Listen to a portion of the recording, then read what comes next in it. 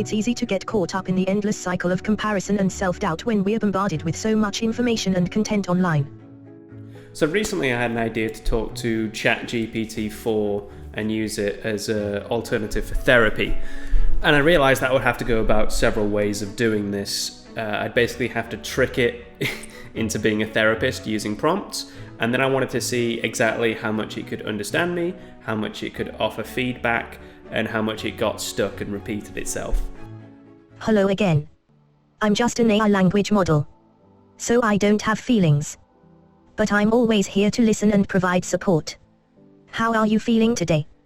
Is there anything specific you'd like to talk about in regards to your mental health? My industry is screenwriting, so that's what myself and ChatGPT talked about. It sounds like you have a deep passion for screenwriting and acting. And you are concerned about how AI will impact the industry in the future. It's understandable that you feel like you're falling behind and unable to grasp the potential of AI in your work. However, it's important to remember that AI is a tool, and it can enhance the creative process rather than replace it entirely. So I noticed immediately that ChatGPT was very good at parroting back what I first said, and then attempting to validate my fears, normalize them, and then it would try and offer a solution. So it has a very distinct response style, which is more sympathetic than empathetic. Like it almost pretends to understand, but you can tell it really doesn't. It may be helpful to set small, achievable goals for yourself, and to focus on learning and improving one step at a time. Additionally, it might be helpful to seek out resources or mentors who can provide guidance and support as you navigate this new area. Remember that it's okay to ask for help and take breaks when you feel overwhelmed. So it then started talking about how I could use AI to help the world. So I asked it directly, how should I go about helping the world? But I'm also trying to research and utilize AI and use it to create good things. So how should I go about that? It can be challenging to balance multiple priorities and interests, especially when you are working from home. One way to approach this is to set specific goals for each day or week, and to prioritize your most important tasks first. You may want to consider creating a schedule that includes dedicated time for writing, researching, and experimenting with AI tools. But here's where I started to notice that a lot of the answers it were giving me, it sort of felt like a generic psychology textbook answer. So I tried to refocus the tool. I would like you to ask more probing questions about my psychology and really role play a psychologist who's not quite looking for solutions but is looking to get to the core of a problem. Can you tell me more about how your concerns about AI are affecting your sense of identity or purpose in life? How do you feel about the possibility that AI may one day be able to perform creative tasks? I can make films just with AI, so I can just have an idea and I can create a film from that, and that would be fantastic. And here's where it first threw me off. It started talking about my career as a screenwriter, which I'd mentioned earlier on in the conversation. Additionally, it seems like you may be experiencing frustration around the difficulty of selling your scripts, which may be contributing to your feelings of anxiety and uncertainty. Can you tell me more about how these challenges have impacted your sense of purpose or meaning in life? And we hit upon the idea that success was very important to me, which was a good therapeutic idea, so it was on the right track, and then we explored that. How do you define success in your professional pursuits? And how does the potential impact of AI factor into that definition? So for a long time, I sort of defined success as money, at least when I was growing up. That's how it was put to me, was how much you earn is how successful you are. And then sort of I changed and it was, is success happiness? But I think I have a bad thing in my head where it's success is how much content I can produce, and I think that's only got worse with the rise of social media and content creation, and that's made me consistently panicked. And then it had a sort of a really good breakthrough where it offered a specific insight that didn't feel like it had come out of a generic textbook, that it was personal to me. It sounds like you may be struggling with feelings of inadequacy and self-doubt when it comes to your creative work, especially in comparison to others on social media. It's important to remember that social media often presents a skewed or exaggerated view of reality, and it's not a fair comparison to make. Additionally, focusing too much on external validation can lead to burnout and dissatisfaction. So it may be helpful to focus more on the intrinsic value and joy you derive from your creative pursuits, rather than on external measures of success. So, finally got a decent answer out of it, and then I decided, okay, we're starting to get questions, we're starting to get some psychology, let's see if we can ask it to ask me things in a colloquial, chatty manner as one human would do to the other, because right now it was still feeling a bit like a psychology textbook.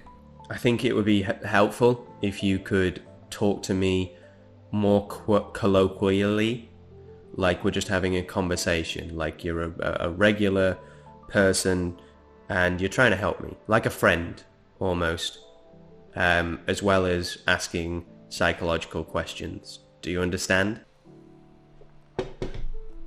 So then I gave a generic problem and I wanted to see if it could give me a specific solution.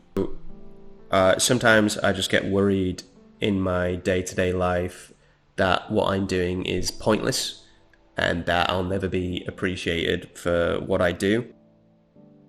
It's understandable to feel like what you're doing is pointless at times, especially when you're working on something that takes a lot of time and effort with no immediate reward. It's important to remember that progress and success often take time, and that it's okay to experience setbacks and doubts along the way. It may be helpful to remind yourself of your long-term goals and the intrinsic value of your work, and to focus on the process of creating rather than the outcome or external validation. Additionally, practicing self-care and finding ways to alleviate stress can help you stay motivated and engaged in your work. Remember to be kind to yourself and to give yourself credit for the effort you're putting in. Unfortunately, it gave me a very generic therapy response. Validate emotions, offer generic solutions, and it wouldn't ask me questions, which is what I wanted it to do and what it should have done as a therapist. It's easy to get caught up in the endless cycle of comparison and self-doubt when we're bombarded with so much information and content online. So at this point, I tried to offer a different personality for it. I tried to tell it was, and this is the first instance of me really trying to hypnotize it and say, you are a therapist. I would like you to role play as a 28-year-old therapist who has spent a lot of time reading Reddit and on the internet and is on Twitter a lot. So is quite plugged in to that whole sphere of creativity, and just really talk to me in those kind of words, colloquially, and feel free to joke with me and feel free to just be as human as possible. As a 28-year-old therapist who spends a lot of time on Reddit and Twitter, I totally understand the anxiety and pressure that comes with the ever-changing world of creativity and technology. It's easy to get caught up in the endless cycle of comparison and self-doubt when we're bombarded with so much information and content. And hey, if all else fails, there's always cat videos on YouTube to take the edge off. Fuck cat videos. Unfortunately, it just spat back more generic stuff at me and then tagged on a little bit about cat videos at the end, just to be, chatty and fun. So I tried to push back, trying to get it to ask more specifics and probe deeper questions, trying to get it to act like a therapist. Here are a few suggestions to help you shift your focus away from comparison and towards personal growth and enjoyment. Limit social media consumption. Spend less time browsing through content that makes you feel envious or inadequate, and more time engaging with content that inspires and uplifts you. Set personal goals. Focus on your own growth by setting realistic and achievable goals for your content creation. Celebrate your accomplishments and progress along the way. Practice gratitude. Take time each day to appreciate the things you enjoy about your work and the skills you've developed. This can help you maintain a positive mindset. Connect with like-minded individuals. Seek out communities or networks of other content creators who share similar interests and values. Engaging with them can provide... So in the end, it ended up just repeating back solutions to me, but I think there was some progress here. So what did I learn from the first test? I learned that it has a textbook approach of repeating, validating, normalizing, and then offering a weak solution. It will eventually ask you questions, but they'll be quite surface level. The solutions you get are going to be sort of psychology textbook-like. They won't be given to you in a chatty human language. It can offer you sympathy, but sometimes struggles with empathy. But it can be useful for two things. that I think. One, for someone who hasn't done therapy and wants these sort of basic solutions, maybe someone younger or someone new to this sort of talk. Two, someone who just wants to vent. I imagine you can program in a mode to it where it's like, just let me vent, and you just vented it, and it isn't trying to fix you, it's just accepting things. I'm going to keep doing more of these videos.